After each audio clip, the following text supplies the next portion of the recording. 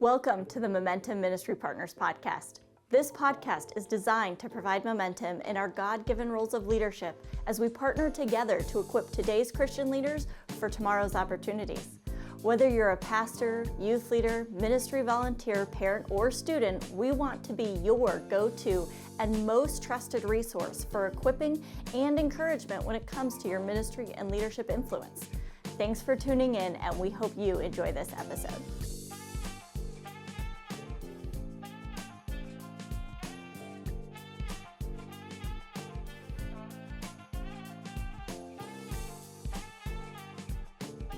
Hello, and welcome to the Momentum Ministry Partners podcast.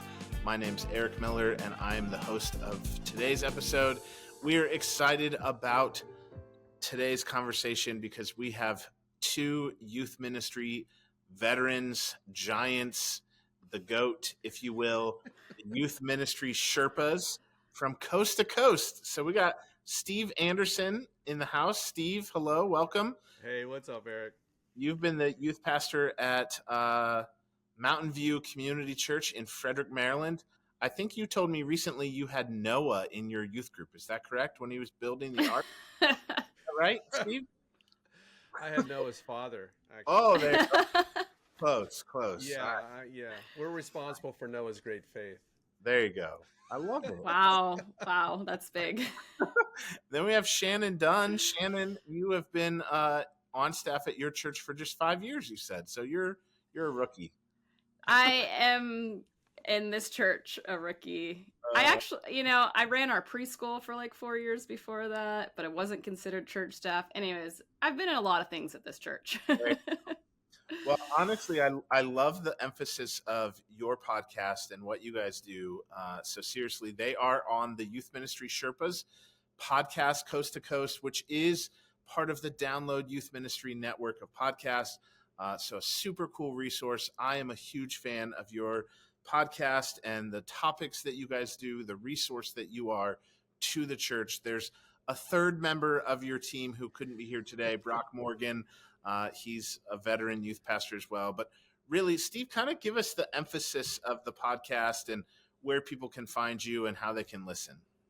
Yeah, the podcast was started back in 2017, and it kind of came out of conversations that we had in our local youth leader network with a bunch of friends, Eric, you being one of them. So we would meet every month and occasionally travel together and have just great story time and conversations around youth ministry. And it just felt like this was something that we wanted to share with a wider audience. And so my friend Matthew McCabe and I started it in 2017, and our goal was to help youth workers to keep going. We were both hitting like year 20-ish and reaping some of the benefits of sticking around. And so we had a lot of conversations around that. And then Matthew stepped away in 2021, I think. And so we reconstituted the podcast with Brock and Shannon, two great youth ministry veterans as well. And continuing those conversations now from Maryland and California. So we had to rename it Coast to Coast. That's right. We're trying to be all-inclusive here. We just need somebody from Texas or Florida. But yeah, the idea is to have conversations around youth ministry that feel welcoming. We call this new one Youth Ministry with the Windows Down. Feel welcoming, vulnerable, genuine conversations with the emphasis on longevity and keeping people in this as long as possible. Mm-hmm. I love that. That is our heartbeat here at Momentum as well. Steve, that's my heartbeat as well. So to our Momentum audience, if you're listening, Steve is often one of the people that I will reference as one of the pastors who I would go when I would get frustrated or discouraged. I would call up Steve and I would say, "Can I take you and buy you coffee or tacos?"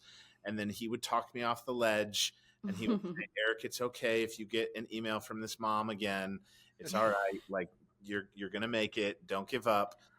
He would encourage me. He'd put wind in my sail, and I would keep going. So he really is a youth ministry Sherpa, and I'm forever grateful for you and the ministry impact that you've had in my life for sure. So I appreciate that, Eric. It's a reciprocal relationship, I assure you. There's many times you walked me back from the brink as well. So it's gone both ways. No doubt about it. Yeah. Well, Shannon and Brock, you have both been in student ministry for a very long time, and you guys are amazing. I really do love listening to the podcast. So we'll link to it in the show notes.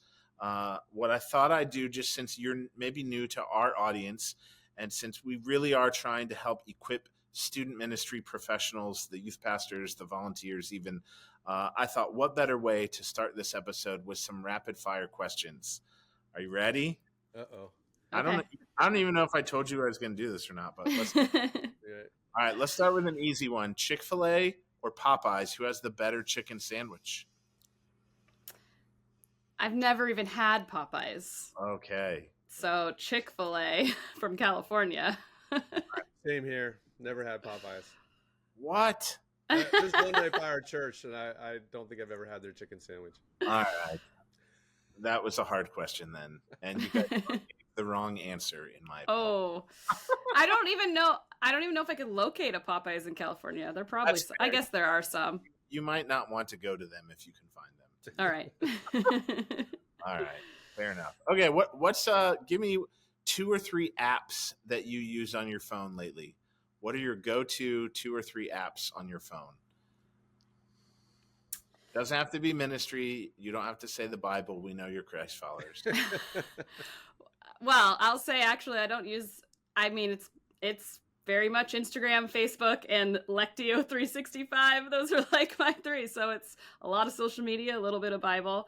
And sadly in California, the other one I use all the time is called Watch Duty, and it tracks fires. And that has become like alert after alert, unfortunately. But those are my apps.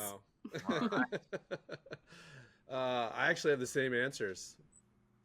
I'm on social media too much. I need to change that, but yeah, Facebook, Instagram, Lectio 365. Been doing that every day, and I have a 4th one. It's not wildfires. It's DK Pittsburgh Sports. There you go. Okay. I got to follow my Steelers and Pirates every day. So yeah, get the hometown news from Pittsburgh.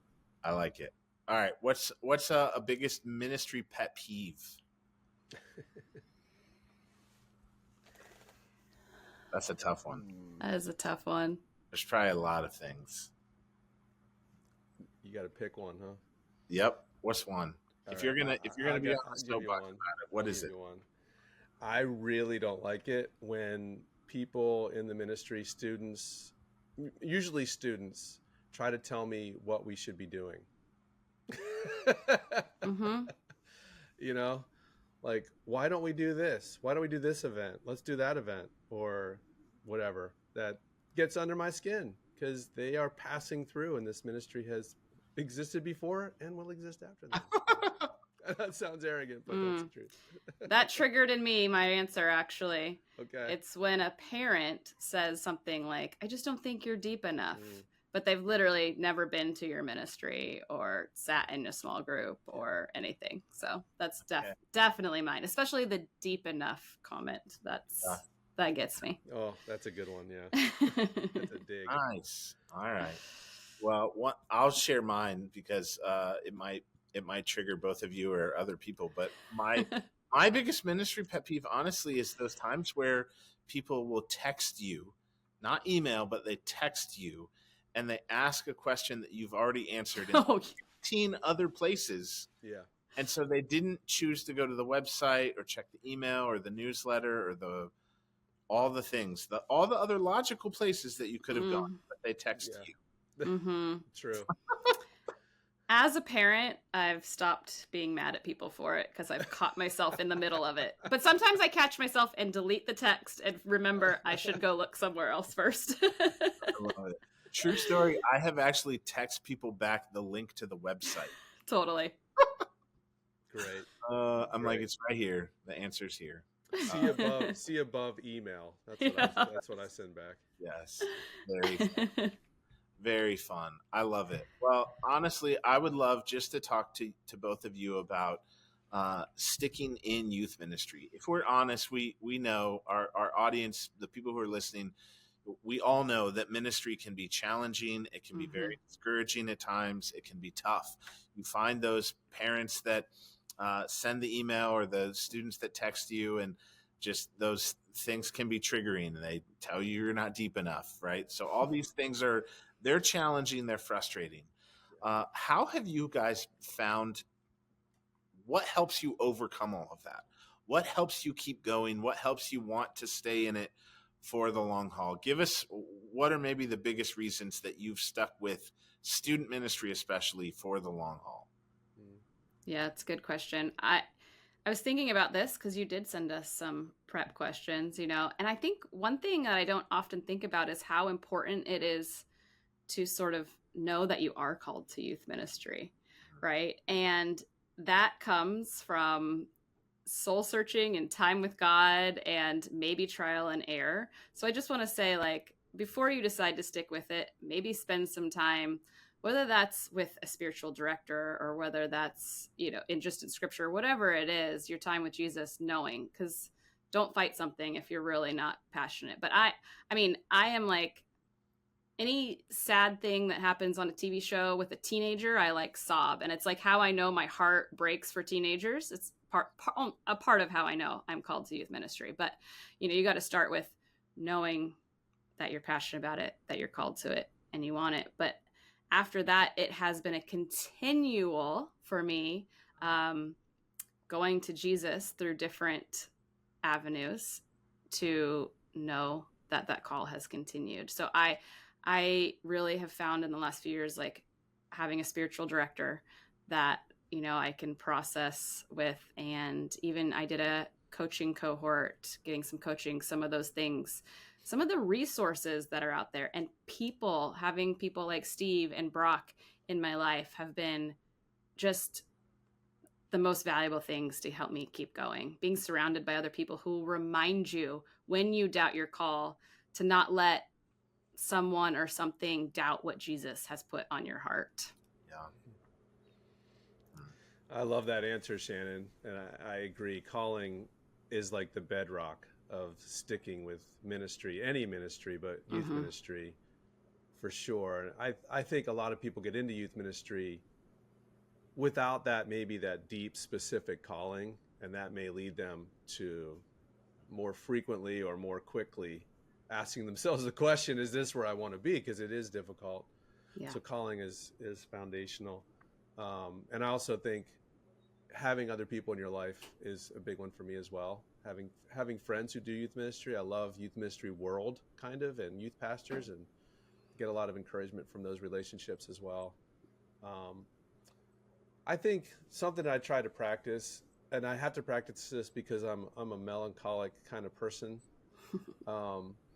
And I'm easily discouraged. And so I really try to practice gratitude and just remembering the blessings of the life that I get to live as a youth pastor, and the people that I get to know and interact with and have relationships with, generations of families and students. And I have to call upon those, because if I don't remember them, I'm going to be swallowed by the moment and the discouragement of the day. And so I have to step back and say, oh my gosh, remember that moment and that student and that family and that opportunity and how I got to see God work in this situation. And I just have to do that often, because otherwise my natural tendency to be discouraged and to drift into melodrama will take over. I love it. I think when you're both giving that answer, you both mentioned calling. Walk us through that. How do you know that you're called? How Shannon, I love even what you said about like having other people kind of speak into that. What has that looked like for both of you? And then Shannon, if you would even kind of share a little bit about some of those seasons you were telling me about before we started recording of how God's not giving you permission to be done with it. Calling is such a complicated, tricky word. I don't want to fully dive into that theology of it exactly. But for me, I've tried other things, honestly. There have been seasons when I've avoided it. And I shared this with Eric. I have 3 kids. I have a 10-year-old, an 8-year-old, and a 2-year-old. And actually, after each of them was born, I for family priorities, needed to sort of step out of youth ministry. My husband and I both do ministry. We both did youth ministry for a long time. So to have two parents out of the house in the evenings, I couldn't do youth ministry the way I want and am passionate about youth ministry. I want to be at sporting events each evening, things like that. So I'm currently in an out of youth ministry season right now with a 2-year-old, but my heart constantly longs to be with teenagers. I constantly, like I said earlier, my heart breaks for what they are going through. My heart desires that. And it is through a ton of prayer, and for me, like solo time with Jesus, that I come back to youth ministry. I have absolutely spent so much time literally researching other degrees. I should probably do this. I should probably do this. This doesn't always make sense in my life. But then it comes back to this, like, no, I remember these moments, and I remember what breaks my heart for God. I remember what youth ministry was to me as a teenager. It was really transformative to me. And all of these things just keep bringing me back to adolescents and teenagers and Jesus.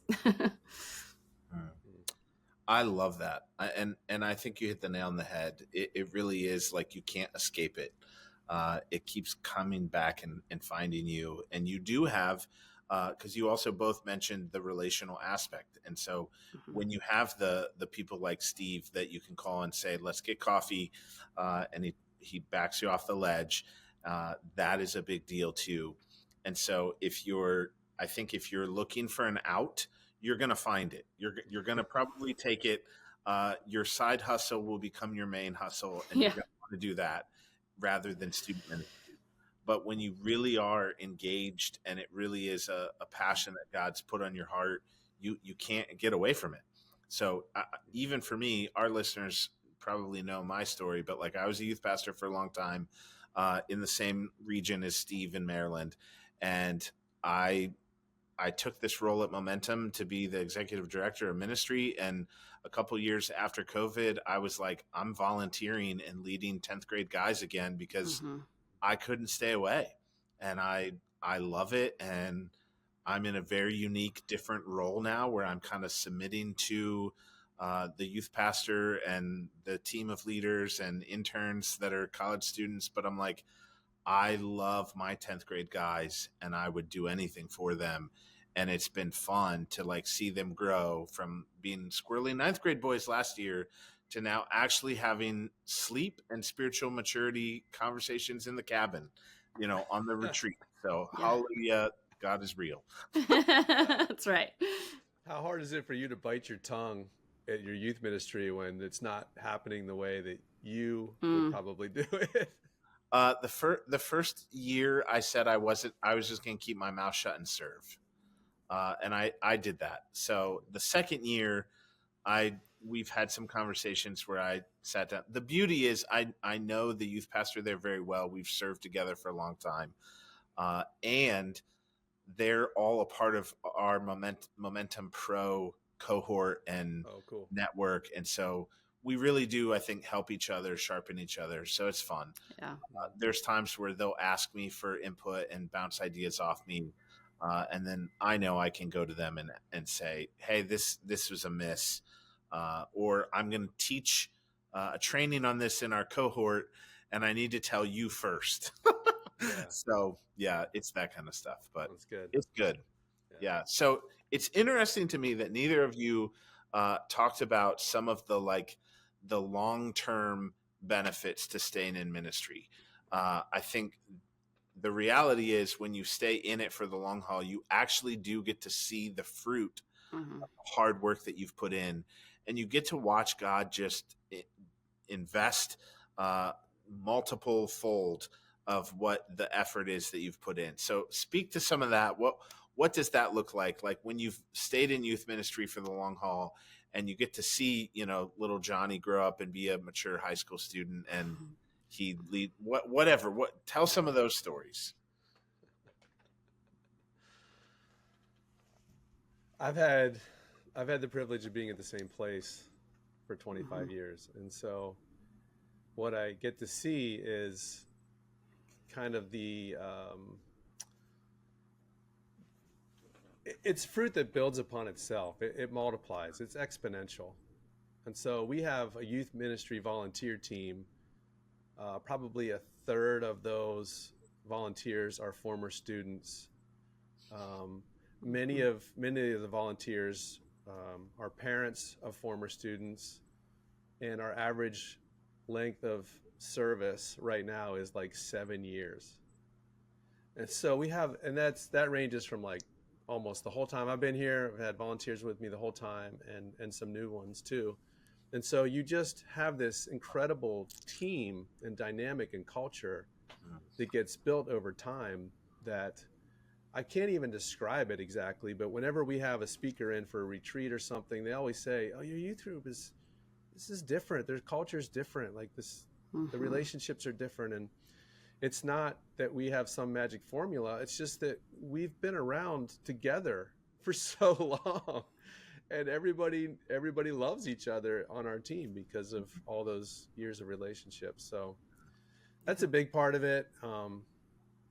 My girls director is a former student. My middle school director is the product of Matthew McCabe's youth ministry down the road. And so just a lot of longevity built into the whole thing makes it really beautiful. Yeah. That's so good.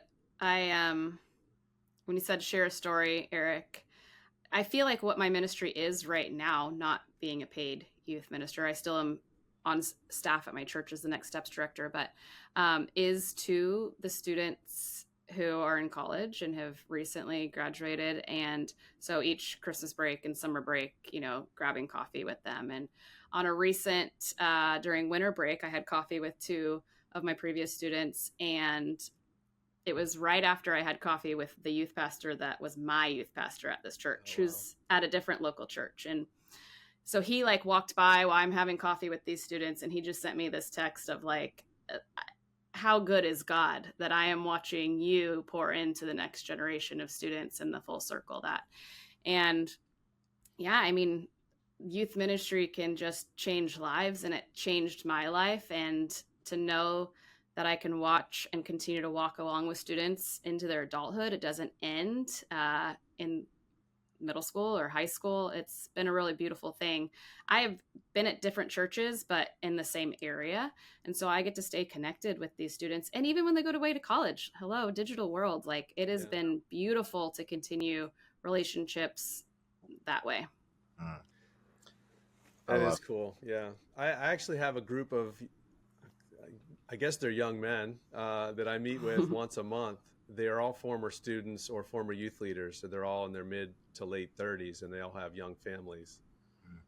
And that's just so rewarding.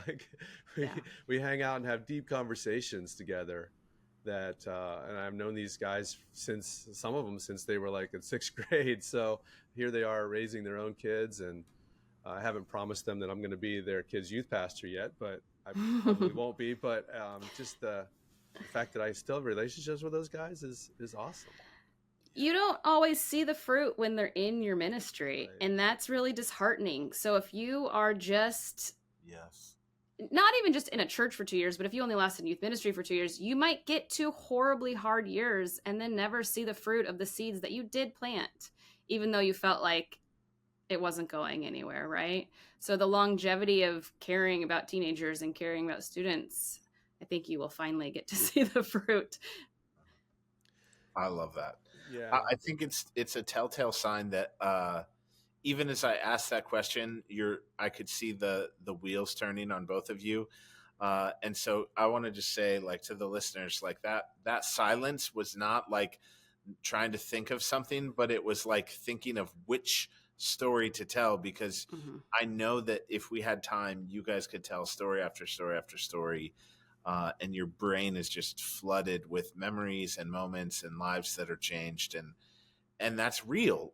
That to me is the biggest testimony of being in student ministry for the long haul.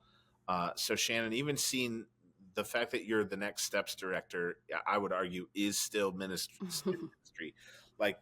That's exactly what student ministry is helping everybody identify where they're at and how to take the next step from where they're at in their faith. Yeah. That's so cool. Yeah. What would you the gift of hospitality that Shannon brings to ministry is so key. I mean, she learned that as a youth pastor, because youth ministry is all about welcoming people and making them feel at home and like they belong. And now she's carrying that into other ministry in the church. And yeah, that's just a key ingredient to it. So she's a youth pastor through and through. Don't let her tell you otherwise. It's funny when sometimes they're like, well, in big church, and I'm like, nah, we've been doing that in youth ministry way longer and way better than they do it at big church. I love it. I love that. What would you say to your younger self? I think the fun thing is for each of us, probably in this stage and season of ministry, there's a lot of young youth pastors, youth ministry leaders who are coming around. What would you say to them, or even ultimately to your younger self? Why are you laughing, Steve? You got something good? Well, there are two different questions in a way. What I would say to younger youth pastors, because I didn't become a youth pastor officially until I was 35. And I often have conversations with young youth pastors, and they're like, yeah, I'm about to turn 30 and I just don't know if I can stay in this. And I'm like, dude, you haven't even started yet. You might have been doing it for 5 years and you haven't hit 30.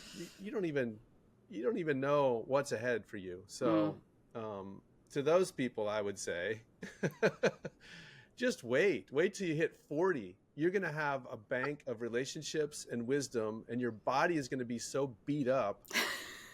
And you're going to think, how can I do this? But you have to do it because you have so much experience to share. And so you got to keep going at that point. There you go. To my younger self, or my newly appointed youth pastor self, I think I would say, just wait.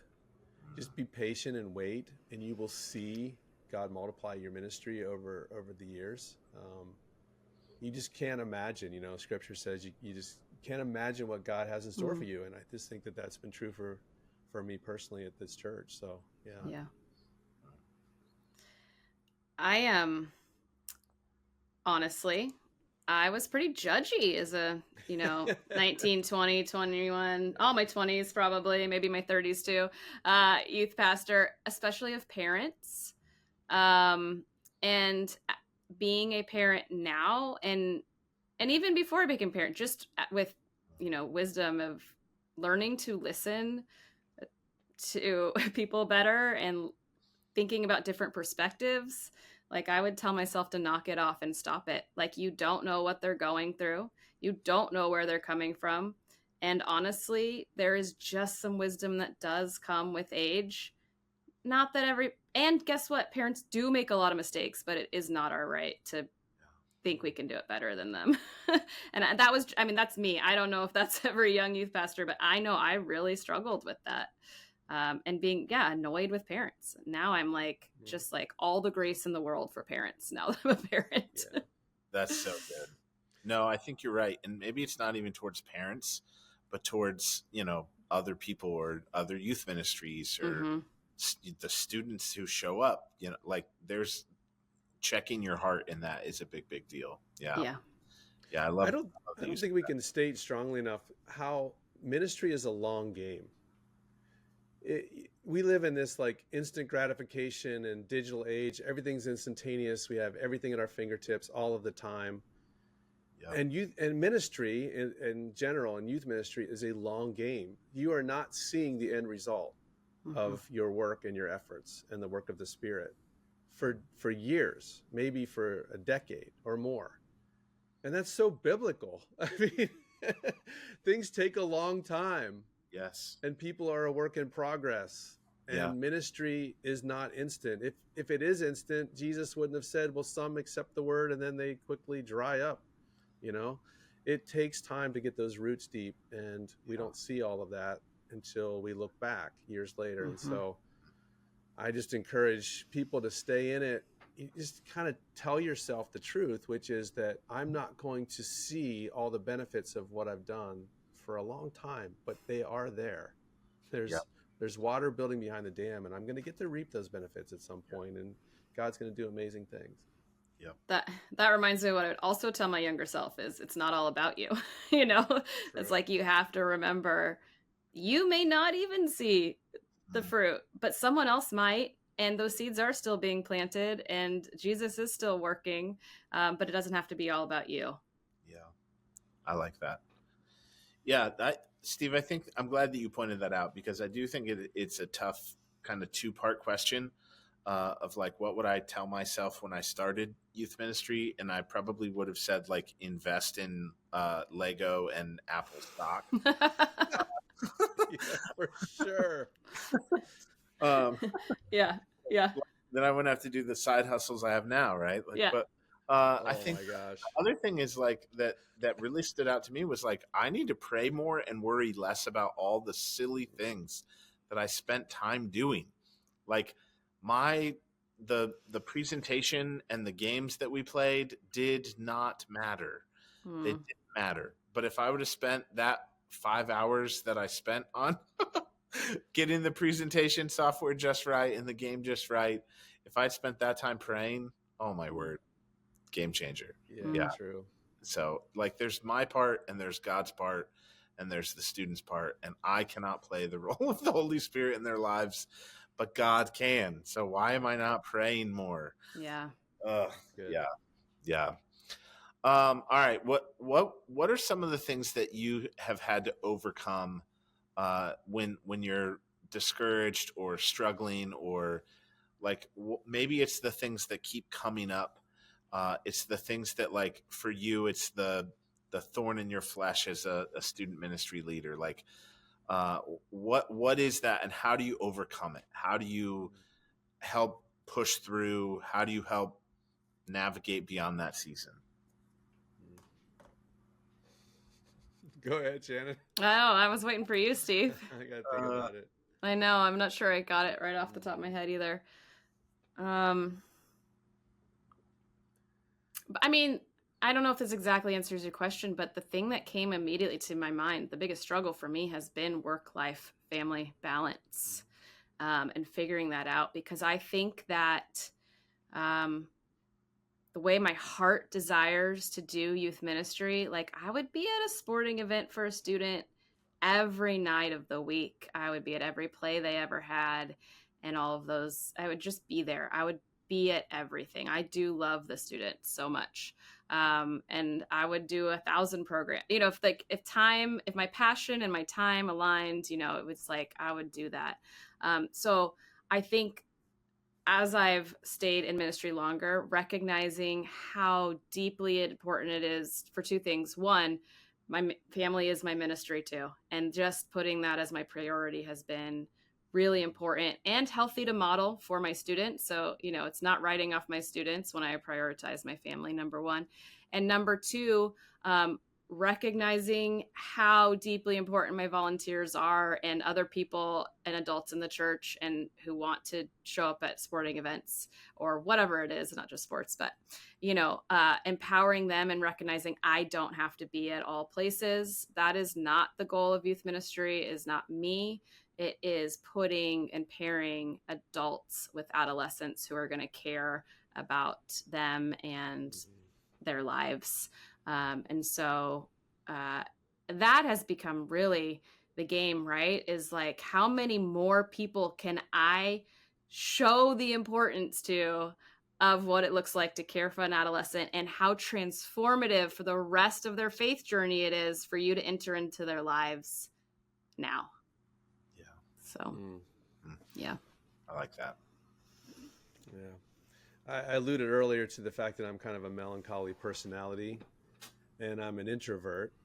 And so I've spent years trying to become as self-aware as I can about who I am, accepting my personality type in youth ministry, because I'm not the super hype guy all the time, and I'm not super outgoing, and it's sometimes hard to meet people and get outside my comfort zone. So I wrestled through that with some coaching and just lots of self-examination and prayer to accept myself as I am as a youth pastor, and trust that that's the type of person that I'm supposed to be in this setting, and not have to be anything else or anything different. So that's been something I've struggled with, and I feel like I still struggle with it sometimes, but I think I'm okay. Another struggle that I have, and I'm sure this is common, is people struggle with the leadership of their church sometimes. And there have been seasons where things have come up, and I just had strong disagreements with others in the church about how we should respond, or what type of place we should be, or what our mission or specific calling is. And sometimes that's led to some moments of real deep frustration and even anger that I've had to kind of battle through. And I think I've been able to, I still have some of those sometimes, and I just need to step back and appreciate the fact that I get to do youth ministry in a really tremendous church with lots of support, lots of encouragement from families, and just, again, practice gratitude and not get too hung up over the things that I don't necessarily want to pursue or agree with. So that kind of stuff can really drive you out of ministry. Absolutely. Yep. Yeah, I can. Thank you both for sharing vulnerably. I think you're both kind of touching on real things like that. The comparison game of like now with social media, and you follow all these other, if you're in student ministry, I'm sure you're following other student ministry accounts, and you see all the things that they're doing, and you're like, man, I didn't have a minute and 30-second curated clip like that. Wow, the music started playing, and right when they gave their most passionate point, I'm like, I didn't have that moment in my message. Like, where did the cartoon birds and rainbows come from? Like, but like, you have those moments. You know how long it would take me to make that Instagram post? It would take me like 4 hours to figure that out. But like, we compare ourselves, and you think you have to be the extroverted, the like funny, quick-witted, whatever, and I'm like, no, like, go back to what you guys both said earlier about calling. If God has called you into this, he will help you, he will keep you in it, but you got to depend on him. And so it is having people in your life that can point you back to those things. Man, that's so good. Anything else that maybe you've seen, like, maybe not even in yourself, but other youth pastors or other student ministry leaders, that you're like, don't get hung up on this, but keep going? Numbers. Yes. What do you mean? Well, I mean, it's such an easy one, because you can compare yourself to other ministries and think, I should have a bigger youth group. I should have more influence. I should be at a different church. I should be working my way up somehow, as if up means more people or a flashier setting. And, you know, again, that's not very biblical. So that can't be how God works. The last shall be first, the first shall be last. And so I think faithfulness in a particular setting of any size is what honors God. And, you know, if your gifts are leading large organizations, then God will probably plant you in that. But if your gifts are something else, or God has something else in mind for you, then maybe not. That's okay. Yeah. Sure. Everybody wants to grow. Everybody wants to be growing.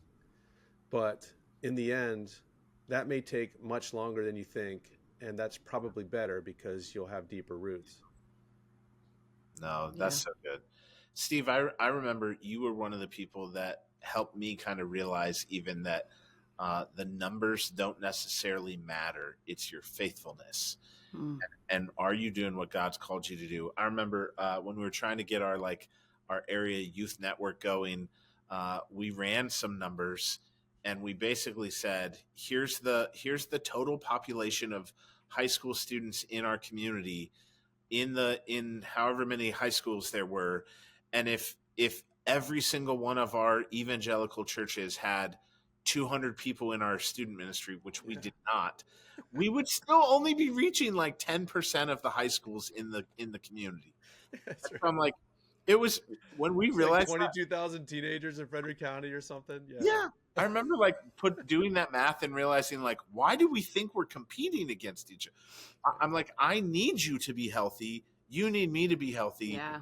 We need the church down the street and this church down the street. We need all of them to be healthy and thriving. Mm-hmm. Yeah. Yeah. Numbers Yes. is the deal. Yeah. Yeah. Yeah. I was thinking when you asked that question about just the disunity in the division in the world, in the church, in youth ministry and everything. And I think if you want to stay in it, you got to find a way to not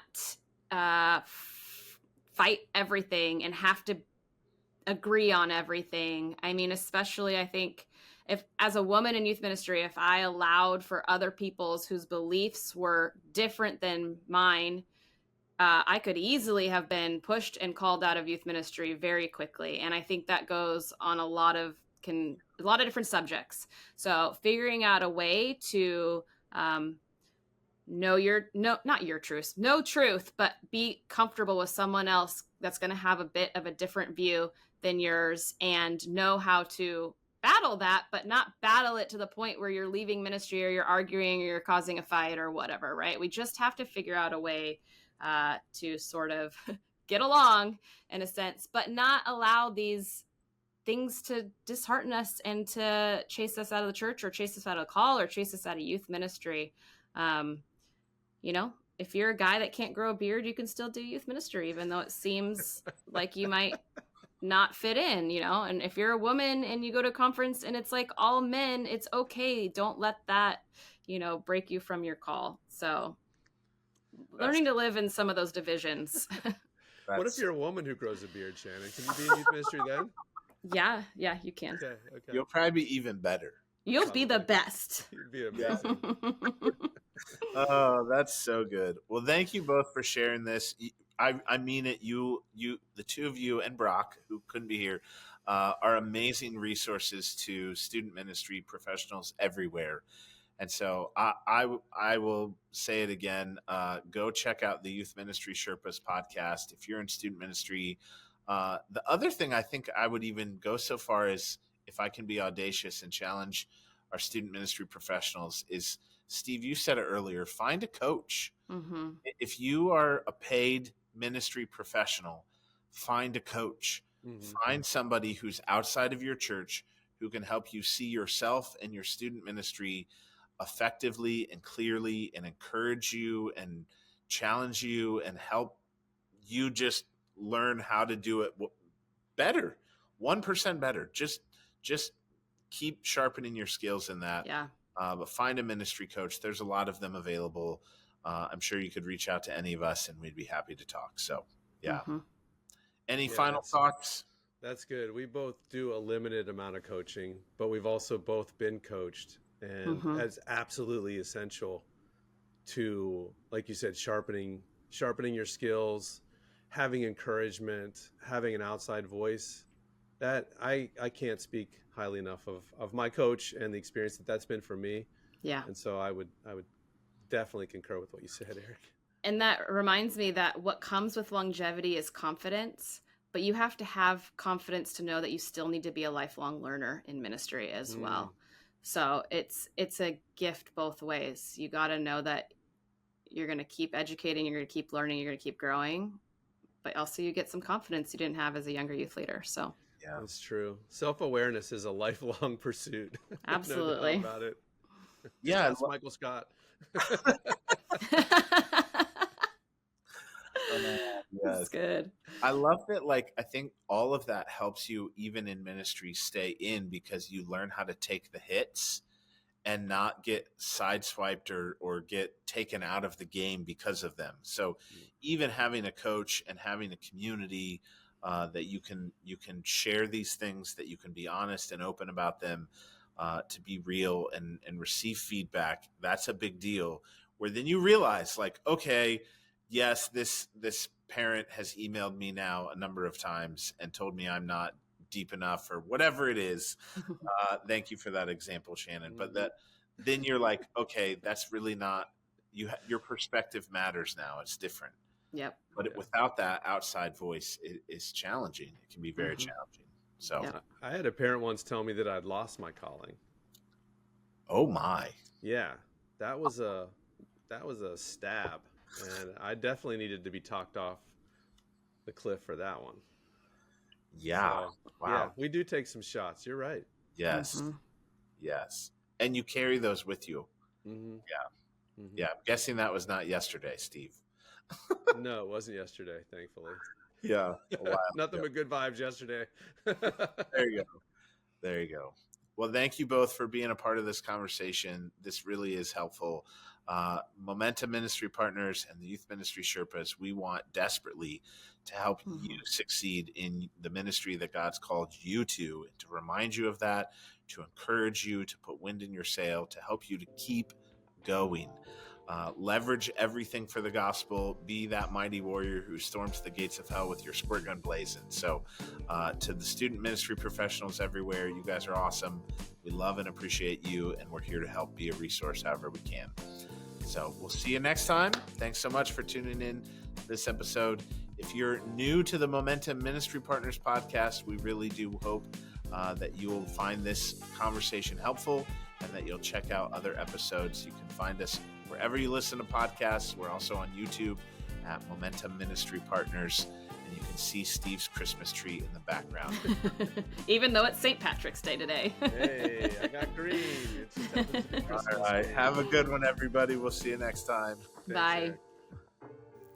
Thank you for joining us for this episode. We hope you found it to be valuable. And if you did, would you share it with someone else in your network who might enjoy it? Also, would you please go on and subscribe, rate, and review it? That way you don't miss any more, and somebody else will be able to find it too. Also, because we want to be your trusted resource, if you have a question or topic that you would like us to discuss on an upcoming episode, send that to us via email to info@buildmomentum.org, or you can send us a DM on any of our social media platforms. You can find us there at Momentum Ministry Partners. Also, if you need more information on our ministry, be sure to check out our website at buildmomentum.org. Thank you so much, and we hope to see you next time.